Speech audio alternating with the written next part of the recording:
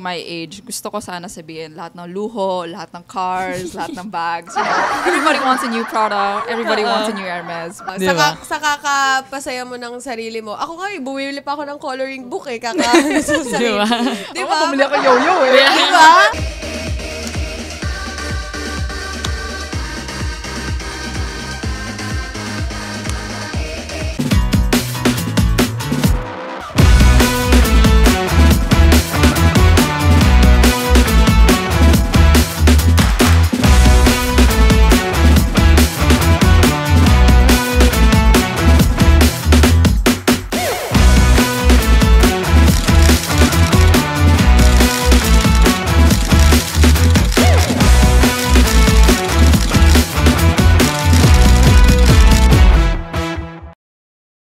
Welcome to Fairfax Podcast, where we will dive deep into the layers of life, Success, and the issues that keep us all buzzing. because facts and stories are meant to be shared.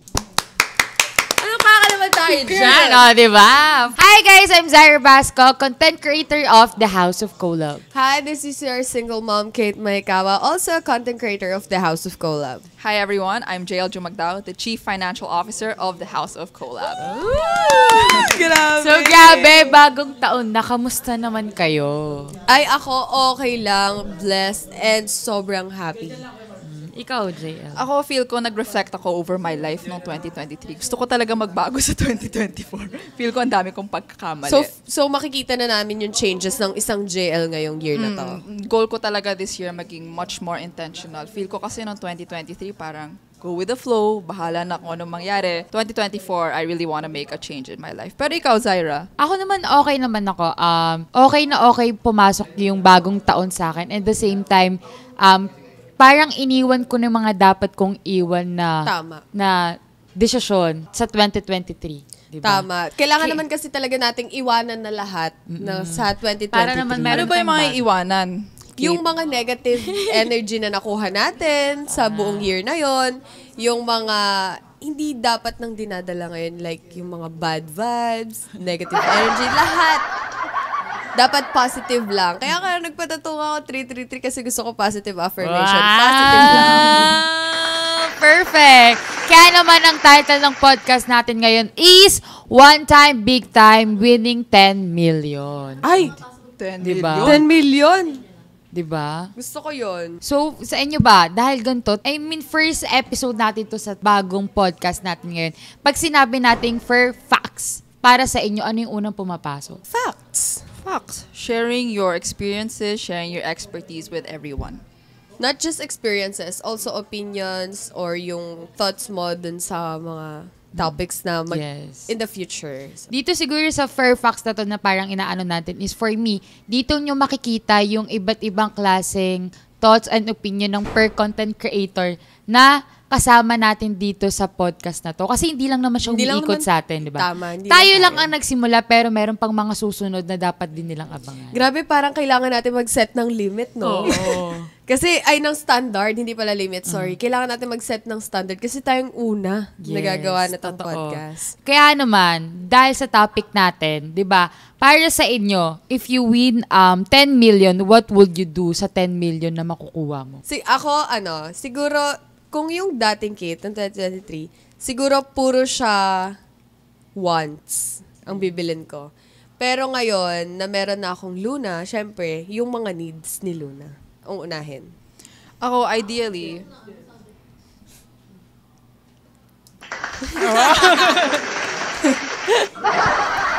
Nag-loading, sorry. Isa pa. Ayan. Go. Ikaw, JL. Ako, ideally, considering my age, gusto ko sana sabihin lahat ng luho, lahat ng cars, lahat ng bags. You know, everybody wants a new product. Everybody wants a new Hermes. But again, 2024, dapat intentional tayo with our lives. Dapat you owe it to yourself to be a better you. So 2024 is all about maximizing what I have and, of course, being responsible. Kung magkaroon naman ako ng 10 million pesos. Si Zaira Basco, anong gagawin niya sa 10 million? Ako, pinakaunang pumasok sa utak ko nung nakita ko yung ganito. Parang sabi ko, siguro ang pinakaunang-una kong gagawin, mag-i-invest ako para mapaikot ko yung pera. Kasi parang in my life, parang ang lagi akong focus lang din naman sa goal. So for me, kung magkakaroon ako ng one-time billionaire din naman na magkakaroon ako ng 10 million, so ba't ko unahin yung pwede ko namang magawa in the future pag malaki na yung pera ko, di ba? Tama. Feel ko kasi a lot of people, alam niyo ba yung concept ng delayed gratification? A lot of people want everything instant. So 10 million gusto nila. Bili to, bili yan, try ito, try yan. Pero hindi nila alam how to delay it. Hindi nila alam how to earn it. Dahil di mo na earn, alam mo yung saying na kapag madali dumating sa'yo, Mabilis lang din. mabilis Mawawala. mawawala. Which is true naman. Lahat ng makukuha mo ng agaran, mawawala din sa'yo ng mabilis. Ouch. Sampal ng katotohanan. Ay, sinampal. Sinampal. Which is ganun naman talaga. Pero, may totoo yung sinasabi nyo. Pero para sa atin, siguro tayo, perks lang natin as content creator, nakikita natin yung meron tayong future sa ganito. Diba na parang, alam mo na kung paano mo dapat ginagamit yung pera, di ba? Kaya dapat nag-i-invest ka sa tama, hindi lang siya basta-basta bili ng gusto, bili lang ng ganito. Parang nagtitimbang na lang yung masyado kang nagpapadala sa emosyon mo kasi meron kang pera, di ba? Hindi. Two types of person lang naman kasi yan. Yung isa, waldas talaga pag nagkaroon. Parang one-time billionaire. And yung isa naman is papaikutin yung pera para dumoble yung pera. And I think very commendable na nanggagaling yun sa inyong dalawa. Siyempre, for me, the finance side of the company, nakikita ko, mga bata to from the House of Collab. They're making money, they're making millions, they're making hundreds of thousands. Kung mga 20, 19-year-old yan na, normal lang, ginastos na talaga nila yun, diba? But it's good na responsible kayo enough to think na, dapat paikutin yun. You should do something bigger because at the end of the day, you're meant for something bigger. Yes. Tsaka hindi naman kasi lifetime yung being content creator eh. Parang you have to think of a way kung paano mo talaga mamamanage yung pera mo sa kinikita mo ngayon as a content creator. Parang maximize yung time mo na meron ka pa ngayong spotlight. Yun. Diba? Yun yung thinking namin. For you guys, may ganito pala, di ba? For you guys, paano ba minamanage dapat pag meron kang 10 million pesos? Oo. Tsaka, what comes to your mind? Thinking Ako ba of 10 muna? million. Feel ko very nerdy yung sagot ko eh. But of course, coming from the finance side, if you have 10 million, responsibility-wise, dapat 3 to 6 months mo of expenses. Like ikaw, Zay, ano ba mga ginagastusan mo per month? Ako, ang ginagastasan ko per month, Shein. school. Hindi. School ko, yung tuition fee ng mga kapatid ko, and at the same time, nagpapadala ko ng grocery sa bahay. Hindi po tayo gagasta sa lalaki, hindi yun tama. Or sa babae? Hindi. Pwede din naman. Pwede naman sa Sa babae. babae. Pwede Okay, naman. okay, sa Ikaw, babae. Kate. Ako kasi, Babae naman talaga ginagastusan. Oo, Oo babae. nga, babae naman. Si Luna. Oo, tama, Na, babae. Tama. Diba? Babae. Kung paano ko mamamanage yung 10 million, siguro yun nga, investment yung una, and of course, mga stuffs for Luna. Na ako kasi, ang ginagawa ko lately is, kunwari paglalabas kami ni Zay, meron akong sinabi sa sarili ko na every time na lalabas ako, meron akong isa dapat na bibilin for Luna. Na hindi ako uuwi nang wala akong binibili para sa kanya. So, every time na, sahod and stuff, yun yung ginagawa ko. Parang nagsisave So, talaga yan yung ako. monthly expense mo. For Luna lang. Hindi ako gumagastos talaga. Yung iba, ginagastos ko for food pag Vape. yung iba, ginagastos ko for food kapag hindi ko talaga, or hindi sa akin pwede yung ulam. And mostly, if hindi kay Luna, vape nga. Oh, that's not Parang the best. baby niya yun eh. Another baby niya. Hindi siya recommendable yung monthly, kasama sa monthly, Okay, but let's say yun nga ang monthly mo. Ikaw, Zay, groceries mo, school mo, ikaw, of course, si Luna. Ideally, dun sa money mo, dapat 3 to 6 months ma-save up mo. Emergency fund mo. Yes. So, let's say, remaining mo doon ay 9 million. Ako, ang gagawin ko doon is to invest in a mutual fund muna. Why? Because realistically, bata pa naman tayo, right? We don't really know what to do with our money. Yes. It's better to put it into something that has been proven and tested. Alam niyo ba kung ano yung mutual fund? Actually, ako hindi ako Ako din hindi. Yeah, mutual fund is parang pera mo, pera ko, pera mo. Pull natin together and then we invest it para mag-return siya. Ooh. That is the most boring thing you can do with your money, but most secure. Interesting yan, That's what I would do. Perfect. Kasi let's say you get something that earns 10% per month, 10% growth pala, in 7 years, na double mo na pera mo. Hindi mo nararamdaman. Very boring siya. Diba? Pero at But least, something that parang you could do. lumalaki yung perang Oo, ini-invest mo doon na nag-grow. nilalagay. But siguro apart from that, ang gusto ko, mag-set aside ng small portion just for me to experiment, just for me to try new things, just for me to be able to find out more about myself. How can I do that? Maybe reading more books, maybe investing into courses, or maybe investing into stuff like businesses. Yes, totoo. Ano naman thoughts mo doon, Zai? Ako naman sa pagdating ko sa mag-manage ng 10 million, naniniwala kasi ako dun sa yung 30, 70, or sometimes 40, 60 na pagsisave ng money. Na parang 40 you need to save para sa savings mo, 60 para doon naman sa mga needs mo and sa wants mo. Pero ako, ang ginagawa ko, 50-50. 50-50 talaga siya lagi. Kaya ako nag-make ng two bank kasi gusto ko, pag may pumasok na pera sa akin, dun lang siya, dun sa savings account ko. Tapos, ang ginagalaw ko lang, yung isang account ko, na para alam ko yung limitation, eto na lang yung pera ko, so ito lang yung dapat kong gagastusin. Hindi ako pwedeng kumuha dun sa bangkong isa kasi yon nakasave yon for emergency and for my needs talaga. So, kung ito lang yung money ko, ito lang talaga. So, for me, kung magkakaroon ako ng 10 million, feeling ko, pinakauna doon, magsisave. Tapos, kung ano yung matitira, pwede kong ibili ng mga kailangan ko talaga. Tapos, iuhuli ko yung mga gusto ko lang. Kasi naniniwala ako na pwede mo namang mabili or makuha yung gusto mo pag inuna mo muna yung kailangan mo. Galing nun. Snippets na yun. Ganon. Pero kayo, kung magsisave kayo for doon sa 10 million, ano yung pinakauna nyong naiisip na pagsasavean, parang pag-i-investan? Ako kasi, I'm a big believer. I think it was my best friend that told me this na if you fail to prepare to fail. So if ngayon pa lang hindi mo iniisip yung future mo, ngayon pa lang puro ka gastos, kagaya na sabi ko na gusto ko bumili ng bagong bag. Kung ginawa ko talaga yun, I'm gonna be out of money for sure. So I would try to invest in businesses that would make me learn about myself, make me learn about different industries. Ikaw, Kate? Same. Wow. Sumagot ng same. Copy-paste? Oo. Copy-paste? Parang feeling ko kasi nasasabi na nila yung gusto kong sabihin. So para sa akin, parang sasabihin ko na lang, same. Diba? I would do the same. The feel ko kasi it's very good to empower yourself. At sinasabi ko kanina, investing, reading, but you need to have first-hand experience. Alam ko na yung sagot ko. Kasi hindi talaga ako naghahawak ng pera ko eh. So, if ever, nagkaroon ako ng ganong large amount, ibibigay ko talaga sa lola ko kasi mas marunong siyang mag-save kesa sa akin. So, basically, yung pag meron akong 10 million, ibibigay ko yun sa lola ko at siya na bahala kung paano niya isi-save yun. Kasi, ganun ako eh. Ever since naman kasi na nagkakaroon ako ng pera nung 2019 pa lang, nung nagsistart ako nag-earn sa sarili ko, siya talaga yung every time, kunwari, papadala na yung pera ngayon, ibibigay ko na sa kanya, siya na yung nagsisave, siya na yung nagmamanage dun sa pera kasi hindi talaga ako naghahawak ng pera at all. Pero ayaw mo bang matuto? Gusto kong matuto, pero hindi ko kaya talaga. As in, tinry ko yung best ko.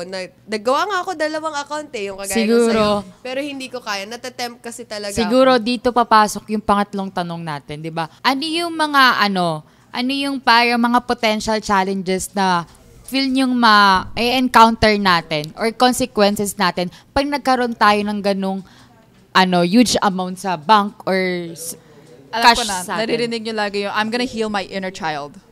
Yeah. Kakahil mo, wala ka na Kakahil mo. i-heal mo. Di ba laging huwag nga kayong magulo, deserve ko to, pinapasiya ko lang yung kabataan ko. Inner child, ngayon child. inner demon na sa kagastos mo. Diba? Sa kakapasaya mo ng sarili mo. Ako nga, bumili pa ako ng coloring book eh. Kakapasaya sa sarili. Diba? Ako, bumili ako yo-yo eh. Diba? Totoo yun, Yun yung mga bagay na hahadlang siguro sa'yo. Or sa akin siguro, yung sarili ko din mismo. Bakit? Yung maghahadlang. Kasi, wala, hindi ko talaga kaya. Tinry ko naman yung best ko para mag-ipon. Ano yung pinaka-big or main reason ba't ka natitempt? Siguro madali kasi akong mayaya eh. For example, order tayo. Mabilis ka ma-impluensya na ganito. So it's the lack of discipline. Oo, sobra. Wala kang disiplina sa sarili mo na pag-control. In short, dependent kasi akong tao. Nakadepende ka sa dun sa tao. And is that something that you would like to change to 2024? Sobra. Gusto ko na. Kasi every time na, order ako ng sige tara. Ganun na kita ko eh. Walang hindrance na Hindi, eto yan. Matig yan. Pag hindi pagkain, kaya niya pa maghindi. Pag may narinig dyan, guys, may magpapasabay ng juice. Sabi niya, ako din. Ako din ito akin ha. Tapos ganito, dalawa ganito. Ay, tara, invested siya doon. Kahit anong sabi nila sa guys, order kami na milk tea. Ako din, sama ko. Nangunguna pa ako kahit, for example, nandun sa taas. Tapos paakyat pa lang ako. Tatakbuhin ko pa para lang mahabol yung order. Ganun ako. Ganun siya. So, ikaw naman, JL. Ano yung parang for you, dahil meron kang ganong huge amount, ano yung magiging pinaka possible challenges na ma-encounter mo? Or paano ka natitempt na parang paano na hindi mo siya ma-handle ng maayos or magastos mo siya, ganun? I think ang biggest challenge ko as a breadwinner, syempre family mo, gusto mo i-spoil, di ba? Gusto ni mama yan, gusto ng kapatid ko yan, gusto ni daddy. You try to buy everything for everyone. But I think siguro how to solve that or how to get over that is to say na kung ano man yung tinipid mo sa kanila now, it's not being selfish. Yes. It's you showing up for your future selves. It's you thinking about the future, which is much more commendable than just saying, gusto mo ng bagong phone, mommy, okay. Totoo yun. Parang way of giving back. Ako kasi, nung bata ako, ito lang, backstory lang, bakit ito yung magiging... Nung bata kasi ako, pag may gusto ako, hindi ko nakukuha. Kasi nga, single mom yung mom ko, ang provider lang talaga sa amin, mama ko, OFW mom ko. Tapos walang ibang tumutulong sa nanay ko, kundi siya lang. So, kung ano lang yung binigay, yun lang talaga. So, pag nakakita ko ng mga pinsan ko, ng mga na merong bagay na gusto nila na pag sinabi nila sa parents nila, nakukuha nila, yun yung naging reason ko bakit tumungtong ako sa gantong point. Na pag nagkakaroon ako ng pera, kahit hindi man siya ganun kalaki, alam mo, hindi ko pinapa-feel sa kapatid kong bunso na mafe-feel niya yung nafe-feel ko nung kabataan ko. Ayokang ma-feel niya na, bakit sila kaya, ako hindi? Ganon. So, parang takot ako ma-feel na Nalalamangan ka ng iba. Hindi naman sa nalalamangan.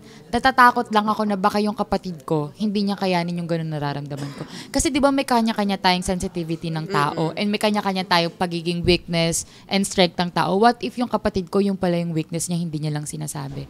Di ba parang sa magulang natin, pag nahihirapan sila, hindi naman din nila sinasabi sa atin eh. So parang ako, dahil nakikita ko na yun sa mom ko, hindi na ako nagiging manhead. Parang automatic na sa akin, sige, mabigay ako. Sige, ganito ako. Sige, ganyan. Feeling ko yun yung magiging huge challenge ko for me na pag meron akong ganun, baka hindi ko na pagtrabahuhin yung mama ko sa OFW. Sige, ako na lang bahala sa atin. Ganun. Na to the point na parang uunahin kong bilan yung nanay ko ng bahay, ng kotse, ng gusto niya, yung mga kapatid ko, kuya ko, diba? Yun. Parang lagi kong hinuhuli yung sarili ko kasi lagi. Na parang okay lang maubos ako basta sa kanila na meron sila ng meron. Na-fulfill mo na yung sa kanila bago yung sa'yo. Actually, parang lahat naman tayo dito eh. Lahat ng content creators dito. Pansin ko naman na inuuna mo na yung gusto ng pamilya kaysa yung sariling ano. Totoo. Parang kumbaga sa monthly allowances or sahod ng mga content creator. Most of it naman kasi talaga nasa family muna. Bago yung sarili na parang, sige, saka na ako bibili ng ganito kapag okay na, pag may extra pa. Ganon. Totoo. Diba? Kaya naman, siguro alam naman na natin ngayon yung mga possible challenge, diba? So for you guys, ano yung dapat nyong maging priority, diba? When it comes pagdating sa pagbili, pag meron kang ganong pera? I think, for me, kailangan mo muna ma-indicate kung ano yung want mo and kung ano yung need mo. Example, you need water. Pero kapag sinabi ko, I want Celsius, that's a want. You can live with, mabubuhay ka ng tuna lang. Pero pag sabi mo, I want Andox, that's a want. Kasi it's a leveled up version of something that you can just survive off of. Understand ba? So, for me, feel ko dapat lagi ko isipin, want ko ba to or need ko ba to? Kaartehan ko lang ba to? Dito papasok yung dito yung papasok yung pagiging critical thinking mo sa pagpili ng gusto mo sa kailangan mo talaga. So parang needs versus wants, di ba? Kailangan mo talaga maging wise sa mga choices mo. Kaya kailangan natin ng Celsius. Diba? Pero yun nga, siguro ganito gagawin ko. Isa sa pinaka-reason bakit minsan alam ko yung gusto ko sa life ko, list. So, siguro ililist ko yung needs ko versus wants ko. So, para alam ko paano ko ibabalance. Kasi minsan, ginagaslight natin yung sarili natin. Hindi, kailangan ko to. Deserve ko to. Kata tayo. Hindi, kailangan ko to kasi sa ganito kahit alam mong gusto mo lang. Oo, diba? Kahit alam mong gusto mo lang naman talaga siya. So, pag nakalist ka, for me kasi talaga applicable siya pa din kahit Gen Z kami ngayon, na kahit more on mobile, nasa list, ako naglilist talaga ako or notebook, sinusulat ko doon, ano ba yung gusto ko? Ano ba yung kailangan ko? Para saan ba yung kailangan ko? Para sa ganito. So, parang doon iikot talaga na, ay, ito, mas kailangan ko to. Pwede, sige, bukas ko na lang to, gato, ganyan. So, for me, dun ko mabibase siguro kung ano yung dapat kong unahin. Pag nakalist na yung mga kailangan ko at sa gusto ko lang. I think another thing that helps, kasi mahilig ako mag-read ng mga finance books. Very nerdy, sorry. Ang pinaka nire-recommend nila is to keep track of everything you spent on. As in, kahit piso man lang yan. Jeep, 9 pesos. Totoo. Shopee, ni Kate, 900. Diba? Si Mama Jen. Si you have Mama to, Jen you have to nag-google keep track shit. of everything para at least understand mo yung behavior mo. Doon mo makikita na, shit, gastador. Para malalaman mo, kunwari, nag-pay ka gusto ko matuto 35K. niyan. Kunwari sa Google Sheet, this month, kunwari this January 1, naglabas ka ng money ng 9K. Para saan yung 9K na nilabas mo? Siguro i-list mo doon. Siguro big help din yun. Para ma-monitor mo yung pera talaga sa'yo, no? Kung magkano yung nilalabas mo, kung yung sa isang buwan ba yung mas na-provide mo, yung mas need mo, o yung gusto mo lang. Diba? Okay, you need to audit yourself. Wala naman ibang gagawa niyan other than yourself, diba? Nobody cares about you. The only person that cares about you is you. So you need to care about yourself enough. Sampal ng katotohanan. To look into your behavior, look into your strengths and weaknesses, and find a way to change that. Actually, ang dami kong stories sa sarili ko na, na meron akong struggle sa needs and want. Kasi lagi ako natambay sa Shopee, sa Shein. Ganun, tuwing gabi, bago ako matulog, nasa Shopee ako, nasa Shein. Tapos, ang mga add to carts ko before, nung pregnant pa lang ako, mga baby stuffs, ganyan. Tapos, iniisip ko, kailangan ko na bang bilhin to? O gusto ko lang bilhin kasi cute lang siya? Yung mga ganun. So, ang struggles ko talaga nun, shit, alin dito yung pipiliin ko? Lahat ng binili ko before lumabas si Luna is lahat ng kailangan ng 0 to 2 months. Yun lang talaga. Sabi ko, ang hirap mag-decide kasi parang gusto kong bumili ng laruan, gusto kong bumili ng playpen, gusto kong bumili ng ano. Tapos sabi ko, hindi. Kailangan lang muna. Tapos ang ginawa ko, kailangan yung mga binili ko.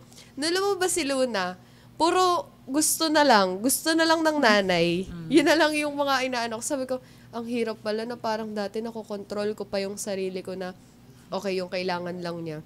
Ngayon, yung gusto ko na, alam mo, bumili ako ng mga stuffed toys, bumili ako ng dalawang parang fluffy na ganito na na hindi naman niya magamit-gamit kasi nasa Pilipinas siya. Na parang sabi ko, okay, nakitan lang. Parang puff jacket. Oo, puff jacket na pang baby. Sabi ko, lang to, nagustuhan ko lang to. Ngayon, nasa teddy bear ko na siya. Diba? Imagine. Pero alam mo, Kate, I don't see anything wrong with that. Kasi you just want to provide a good life for your daughter, diba?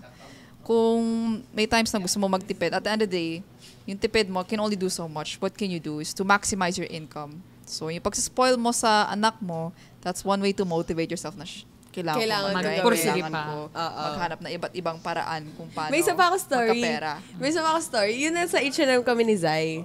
Kasi, sobrang sobrang nagda-doubt akong bilhin kasi yung dress. May dress siyang gusto. Kasi di ba sabi niya, meron siyang, ayaw niyang ko pumili. Ako kasi, talaga ako. Aminin ko naman. Gastador talaga ako. Aminin ko naman. Pero, gumagastos lang ako pag alam kong may extra akong pera. So, pag meron akong ganon, so, pili ako ganito, ganyan. Tapos sabi ko sa kanya, ano ba yan? Wala ka namang kinukuha. Ako lang kumukuha dito. Sabi ko, kumuha ka ng gusto mo. Hindi naman masamang pumili ka naman ng para sa'yo. Ngayon lang naman. Tapos hanap siya. Tapos may nakita siyang green. In love pa siya sa green that time. Tapos, bili siya ng mga green. Terna. Tapos, meron dun section na puro black. Tapos halo. Dress, pants, leather, ganyan. Basta puro black. Tapos pagkatingin niya, sabi niya, Zay, ang ganda nito. Pero, ang tawa ko na, ang price kasi is Alam mo magkano? Magkano? 2,000. Ang ganda 2,000 something. Tapos 2,000 mabibili niya na yun ng something. madami. Sabi niya, alam mo, pag binili ko kasi ito sa Shopee, lahat na nasa add to cart ko, check out ko na. Pero pag ito ang binili ko, Isang suot lang. mabibili ko. Isa lang, Oo. tas isang suot Pero, lang. gandang-ganda tayo Pero doon. sobrang ganda Sobrang kasi. perfect pag, nun. Pag sinuot mo siya, actually sinuot ko siya nung nag-Christmas kala Sir West, di ba? Sobrang Perfect. ganda nung body shape niya, yung naghahag siya sa kung ano yung shape ng body mo. Tapos sabi ko, isa lang to. Na parang, pag yung sa Shopee ko, yung worth 2,000 plus na yun, ang dami na, like, 10 peraso. Pero pag binili ko tong dress na to, Isa na lang. Yun yung lagi niyang tinatanong. Zay, pag binili ko to, hindi ko na check out yung ano ko, yung nasa Shopee ko, di ba? Ganun. Tapos parang sabi ko, medyo ginaslight ko na lang yung sarili Oo, ko. ginaslight niya talaga. Sabi ko. Ginaslight ko din siya nun.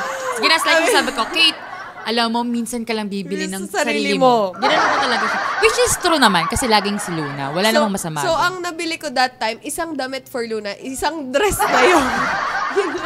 Isipin mo, meron akong mga 5 item or 6. 3K something. Siya, Sa- 2, dalawa 5. Parang 3K din kanya, pero 2 item. Dalawang items. Kaya parang, hindi, sabi ko, nagamit ko naman siya for formal events. Yes. Tsaka sumaya ka naman. So, oo, At the di ba? end of the day, Gaslighter did it make you happy? Yes. Diba? Yan, mga Yan yung mga Mga gaslighter. gaslighter. Yan, 2023, diba? Pero 2024, kailangan na magbago. Oo. diba? Sa 2024, Shopee na lang. At least, nung December pa yun. Noong Hindi December ngayon pa yun. Tama, Restart, tama. reset. New start. Tama. Ngayon, ang ginawa natin, new investment. Tama. Tatlo tayo. Tatlo Tatlo tayo tayo. dyan. Ano ba naman ang new investment na to, Zaira? Ako nag-invest ako sa something business na na masasabi ko talagang lalago yung pera ko ng tama. 'Di ba? Na parang you need to be open mind lang talaga pagdating sa business na hindi ka pwedeng uunahin yung hiya, uunahin yung hala, ayoko muna, ganito ganyan. Wala munang ganon. Kaya naman, ganon yung ginawa kong investments. Nag-invest ako dito sa front row. Diba? Ako naman, nag-invest din ako sa front row. Pero siguro different yung perspective natin eh. Technically ako, if CFO, that's like a real job. It's a day job. But at the end of the day, hindi naman ikaw yung tagapagmana. You know what I mean? At the end of the day, I don't have something to call my own. What do I want? I want something to call my own. I want something na legacy ko when I have a family, when I grow older. And that's something that nobody can take from me. Let's say, if you have a boss, diba? Any day you can get fired. But this one, if you have your own business, you are your own entrepreneur, you call your own shots. Yes. And everybody needs to be able to have that kind of freedom. Kasi if may normal job ka, sabi ng boss mo, pasok ko 9, papasok ka 9. Totoo. Sabi ng boss mo, wag ka mag-Christmas, hindi ka mag-Christmas. Totoo. Feeling ko ma-excite yung mga makikinig at manonood sa atin ngayon. Pero, ikakat ko muna kayo kasi gusto kong pag-usapan talaga yung topic ng 200 na... Since na-open ko yung Shopee, parang gusto kong itanong sa inyo, what are your thoughts about 299 ring issue? Oh, yung parang... Contextualize mo Diba? muna, ano ba yun? Ano yun? Ganito yun. Yung 299 na yun is 8 years na sila nung jowa niya. 8 years na sila nung jowa niya. Tapos, nag-propose, nagbigay ng singsing. Tama. Tapos, si ate girl ata, na-curious kung magkano yung singsing. Nakita niya sa Shopee, it's only 299 pesos only. Sa akin naman, walang masama. Walang masama doon sa 299. Pero, for me kasi, ang singsing, nagsisimbolo for us, lalo na sa mga babae, na ready na rin yung guy pumasok sa next step na pang-committed na parang magkaroon ng pamilya, na parang committed na ako dito na mag-next step na sa level kung anong meron kami ngayon. Hindi na to basta kasi jowa-jowa lang na pwedeng maghiwalayan Pag nag-engage at nag-propose ka na, it's something to hold na talaga forever na parang ay ito na yung taong forever for me. So para sa akin pinaghahandaan yung ganung bagay. So pag hindi ka pa handa, wag mo munang ipasok, 'di ba? Wag ka munang mag-propose. At kung alam mo may priority ka pa sa iba, wag ka din muna mag-propose, 'di ba? Ang hirap pumasok sa isang bagay na alam mong hindi ka pa ready. Actually, ang daming nagsa-side comment talaga or pumapanig din sa girl. Pero hindi naman natin masisisi yung mga pumapanig sa guy kasi nga sinasabi nila na yes, oo, 299 yung proposal ring ko sa'yo, pero kaya kong ibigay yung buhay na gusto mo. Hindi Ganun eh. kasi yung For me, I think the 299 is a joke. Sorry to insult anyone. It's a joke. Yeah. The 299 is your gateway to a new life, to a new chapter in your life. Thus, you're gonna start it with something so cheap.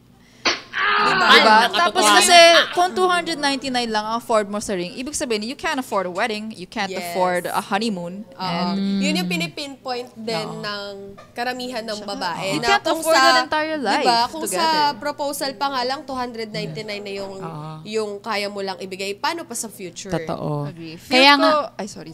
Feel ko para siyang very selfish yung ginawa niya. Kung wala siyang pera, tapos gusto niya to enter into something long-term, to lock it in, nang wala siyang maambag, nang wala siyang mapaprovide na comfortable life sa wife niya or sa wife, di ba?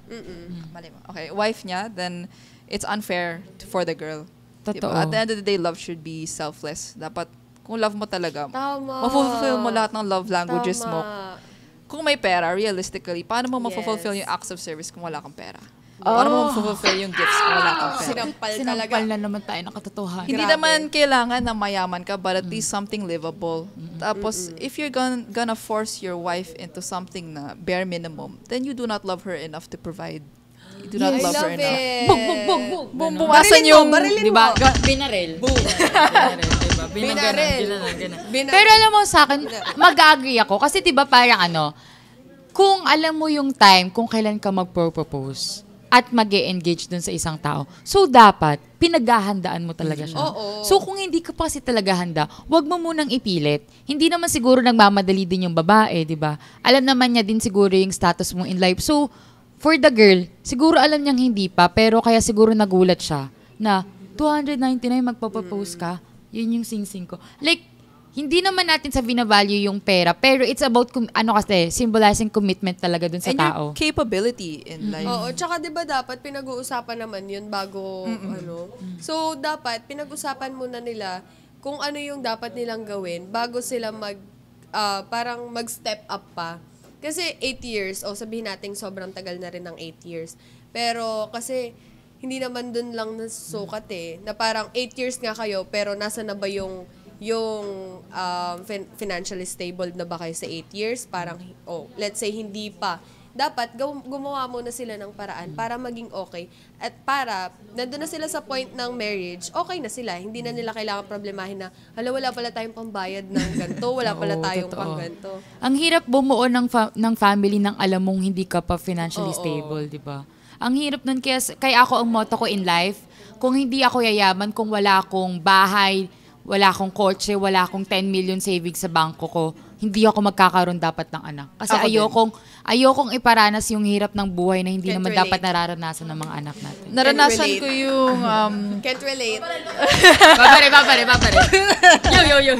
Can't relate ako Ako never, sabi ko, if I'm not Sino gonna hindi be naman super rich, hindi din ako magkakaanak. Kasi ayoko maranas niya na malamangan siya ng iba eh. Ako na lang mag-aanak para sa inyo. Anak mo na lang. Anak nyo na lang yung anak mo.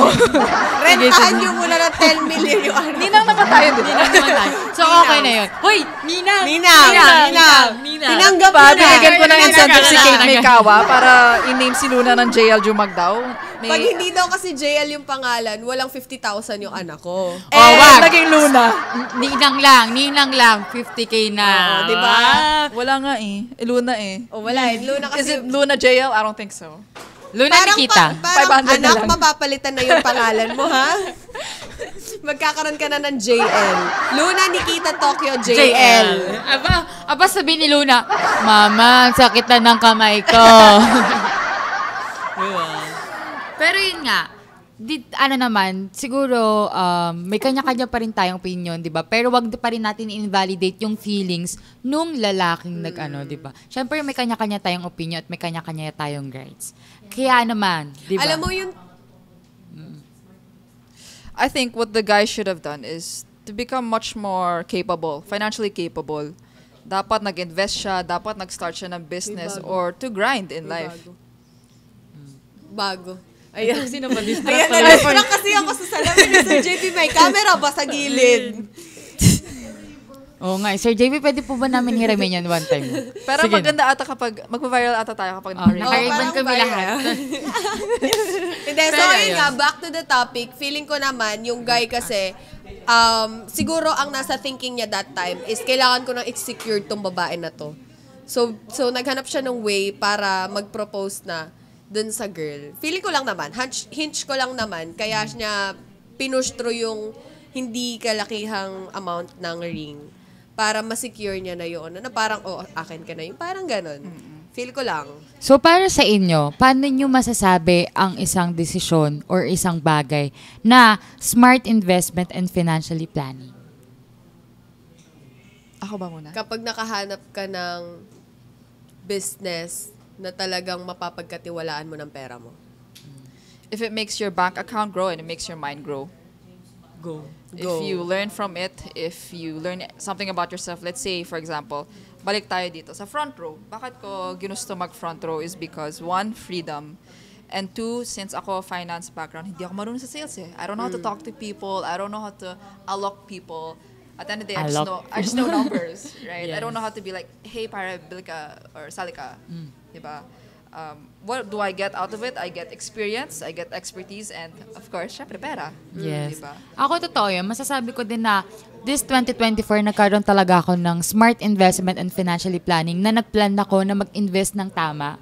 Sa part na nag-invest ako sa front row na ang alam ko, yung pera ko lalaki. At the same time, matututo ako lalo magkaroon ng sales marketing na paano kumausap, paano gumanto. Parang lalaki pa lalo yung community ko sa pakikipag-socialist ko pagdating dito sa pag-invest ko dito sa business na to. I think ang mali ng mga Filipino, or not just Filipino, siguro naman lahat ng mga tao is... Some people. Most people, sorry. Sabihin nila, I'll buy a house, it's an investment. I'll buy a car, it's an investment. Pero sa totoo lang, if you buy a car, bayad ka gas. Bayad ka change oil. Yes. If you buy a house, bayad ka Kuryente. yaya, bayad ka kuryente, bayad ka water Tubig. every single month. Yes. Everything goes out of your pocket. Ano yung investment mo dun? Right? A smarter investment for this one, for me, is front row. Kasi nga, isang labas mo lang, isang investment mo lang, babalik at babalik yan eh. Babalik pa sa'yo ng mas doble-doble. Diba? Mas malaki pa sa doble. Diba? Kaya na, Sabi nga ni Julian, babalik sa'yo, doble na, sobra pa. diba? Ayan. Totoo yan. Tsaka isipin mo kasi, diba? Parang mag-i-invest ka lang ng something 15K or 30K or 45K. Diba? It depend naman kung ano yung i-invest mo or kung ano yung pipiliin mong package. Pero kung iisipin din natin, kung magiging wise ka din sa pagpili ng pag-invest mo, makikita mo yung perks per package and at the same time, masasabi mo na mas mabilis yung ikot ng pera pag pinili mo yung package agad ng pang platinum, di ba? Ang pinakang best explanation lang dyan is kung gusto mong kung gusto mong kumita agad ng malaki, dun ka na sa bigger heads. Yun kasi yung tinatawag bigger heads. So, mag 3 heads ka na if gusto mong mas mabilis at mas malaki yung kita mo. So, kung gusto mo naman na parang nagda-doubt ka pa, pwede ka lang mag 1 head. At the end of the day, it's your risk appetite. Let's say, ready ka lang sa 15. Pwede naman sa 15 and there's still potential to earn. Yes. Tsaka at the same time, wala namang masama kung anong pipiliin, di ba? And malay mo, dun nag-one head ka lang, pero nakita mo yung potential. Hala, yung kasama ko. Nag 3 heads 3 siya. heads pala siya, Oo. nag 4 heads pala siya, nagdagdag pa siya ng ganito.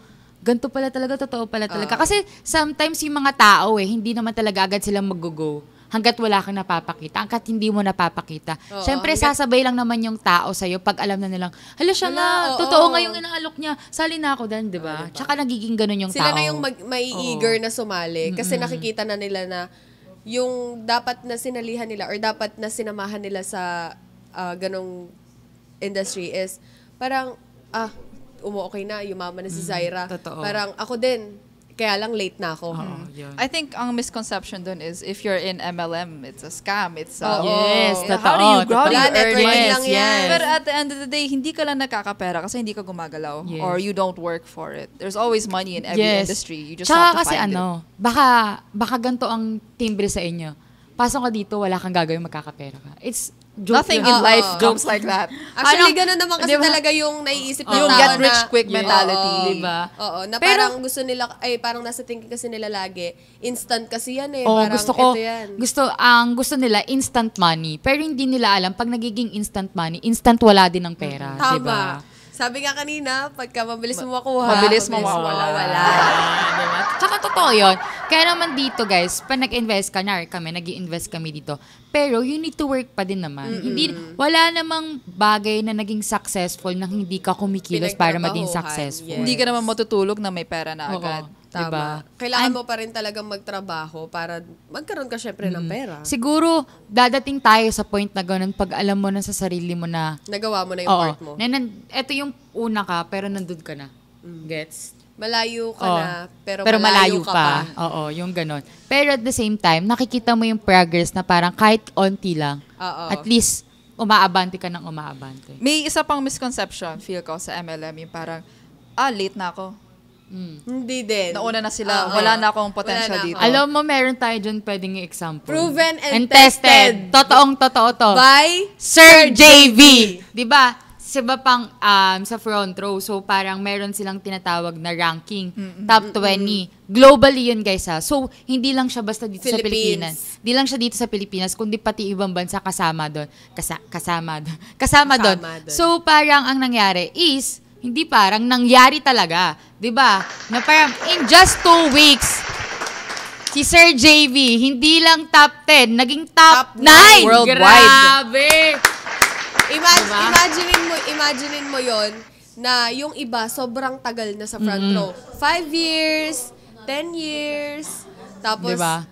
20 years. Si Sir JB wala pa siyang month. 2 weeks lang, guys. 2 Eto, weeks guys, pa tingnan lang. nyo, nandito siya mismo. Ayan, kitang-kita dito.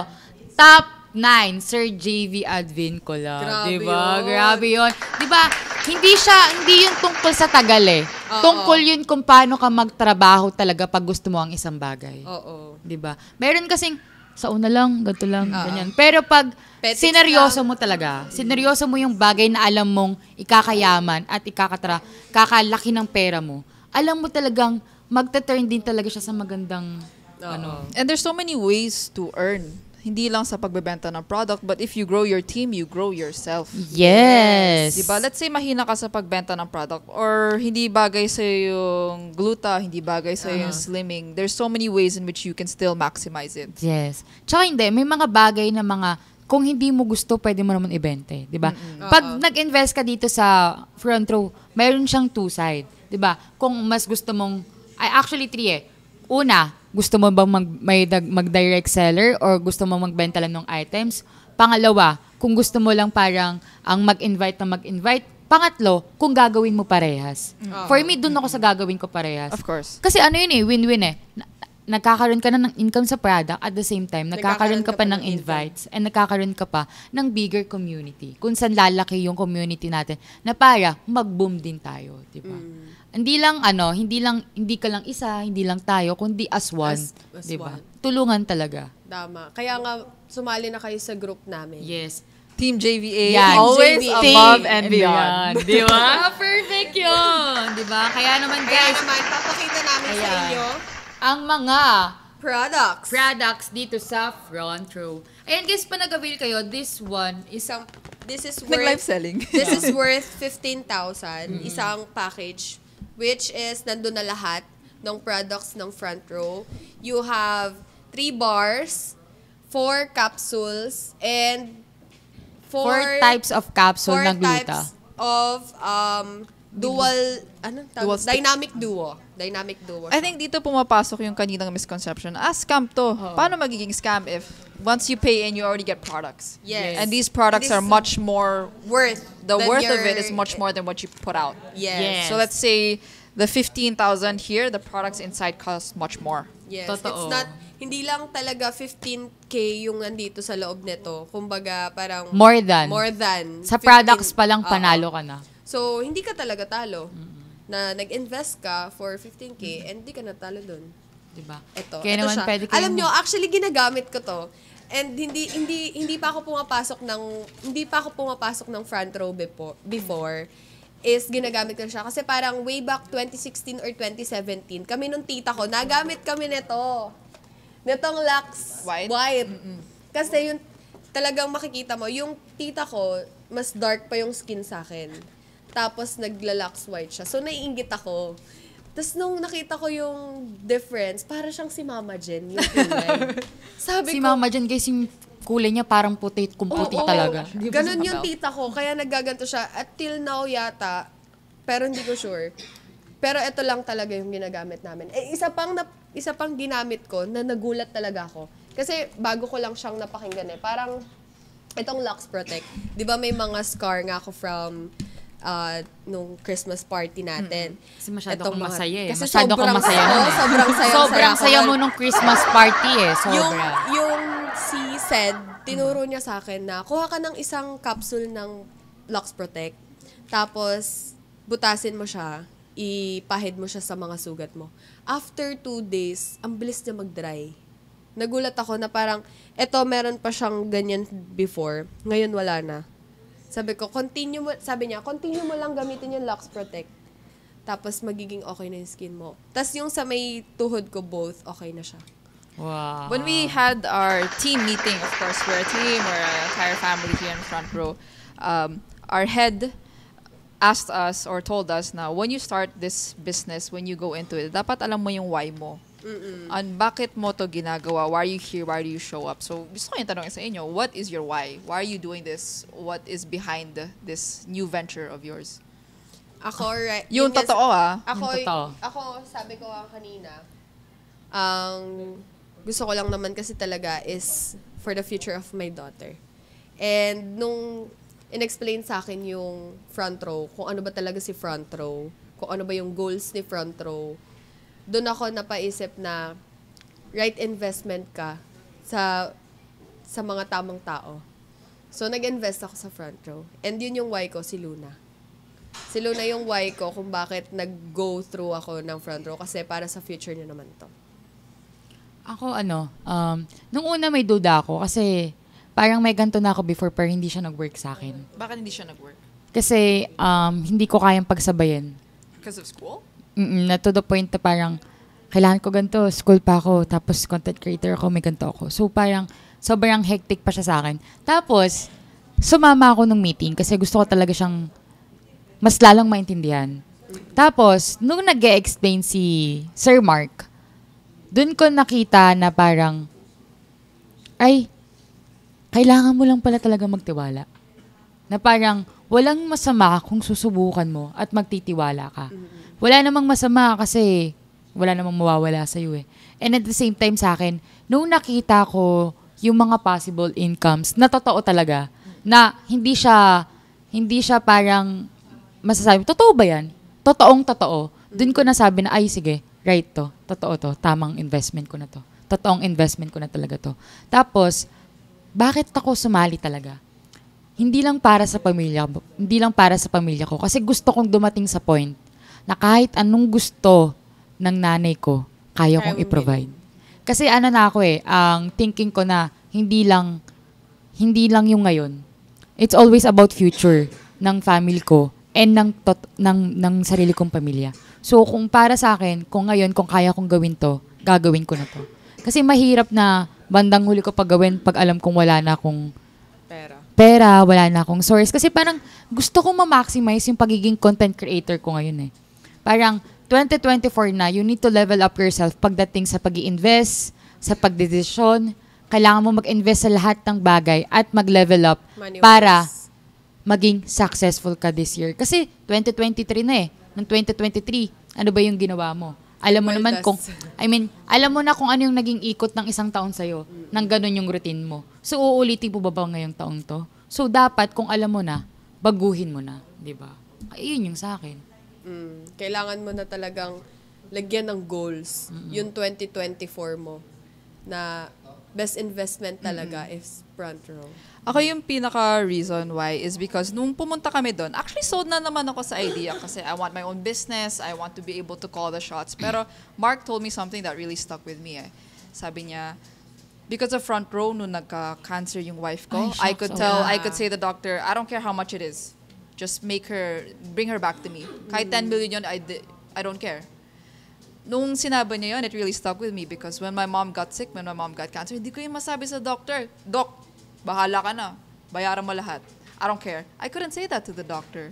When my mom got cancer, I had to take so many jobs. I have to do my thesis. I have to do my thesis. I have to study and do everything I could.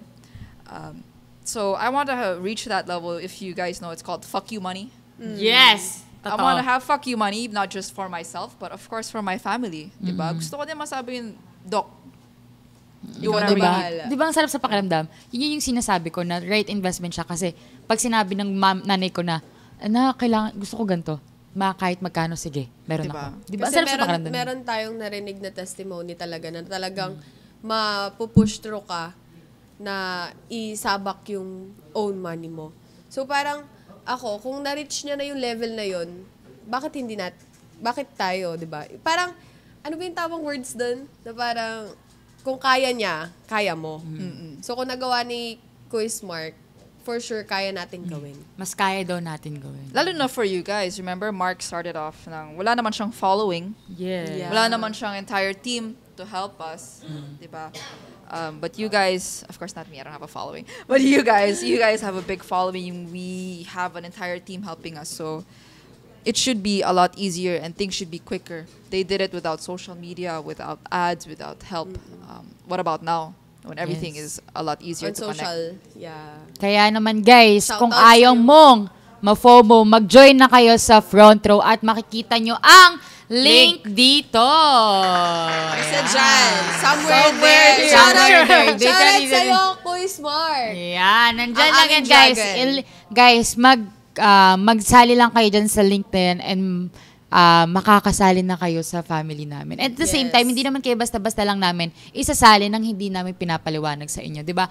Magkakaroon tayo pa rin ng professional meeting. Pwede tayong mag-meet ng mismo or kung gusto nyo online, 'di ba? Kung hindi kayang bumiyahe, pwede naman, 'di ba? Basta kung gusto nyo, lagi natin yan gagawa ng paraan. Yes. And lagi nyo kaming kaagapay. Yan ang lagi nyo iisipin. Kaya naman, thank you for listening and watching our podcast. Keep thriving. Keep succeeding. And keep making a difference in your world. Always remember that opportunities come to pass, not to pause. So, grab them now. Goodbye, guys!